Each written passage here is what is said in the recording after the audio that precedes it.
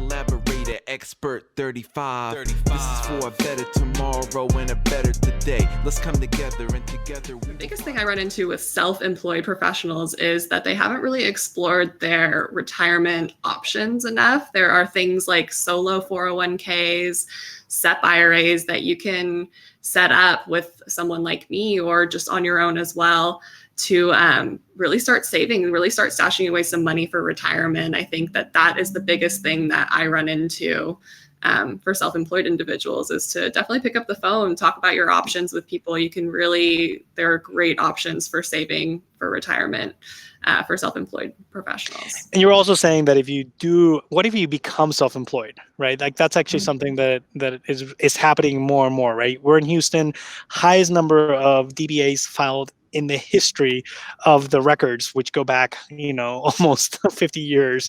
So all these people got laid off. They had a job. They probably had a 401k or something, and now they're laid off. Now they're self-employed. What do you think is a good first step in terms of protecting and moving forward?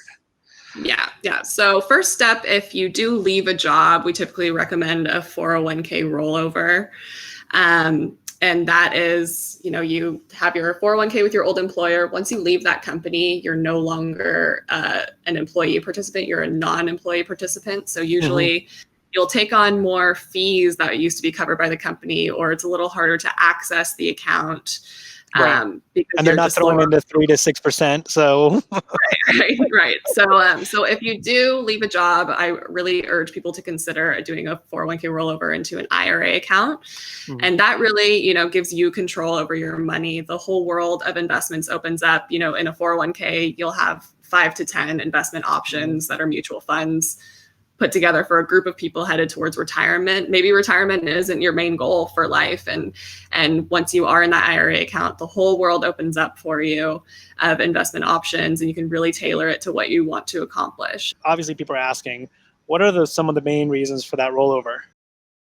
Yeah. So like I mentioned, it goes from one tax sheltered account to another, and that avoids any tax implications that you would run into if you just were to cash out the 401k. That's definitely not something that you want to do. It's built for a large group of people headed towards retirement. And by that, I mean, the company has chosen these investments to meet some kind of compliance standard.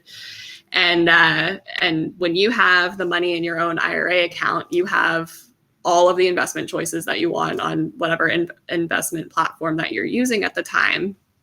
You can select individual investments. You can do things like individual bonds or real estate companies if your 401k didn't offer those things.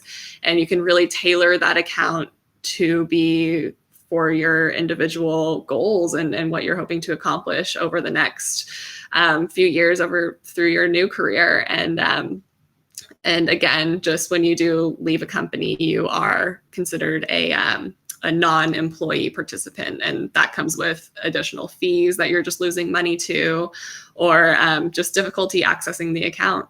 How do you do it? I mean, you can go to your banker. Your banker can roll over to a Roth IRA or something like that. What's the actual, you say, but how can they do it? Right. So it's really important to, I would consult if you are really unfamiliar with it, if you're really uncomfortable with it, you can consult someone like me. I'm happy to, spend 20 minutes on the phone with the 401k company. Usually on your statement, there's a phone number that you can call to accomplish this. And first you want to set up an IRA account, and whether it's, Roth money or traditional pre-tax money, you want to pay attention to that and what you need there. But you want to open the IRA account and then get that rollover check sent over to you or the institution that you're depositing it to. And that way you can avoid any tax implications by doing a direct rollover. So it's going from one tax sheltered account to another tax sheltered account. And we'll put a bunch of links on here because I think people can see, you can do it through E-Trade. You can do it online. You can do it through a management company like yourself, right? Like a professional like you will actually manage it for them, right?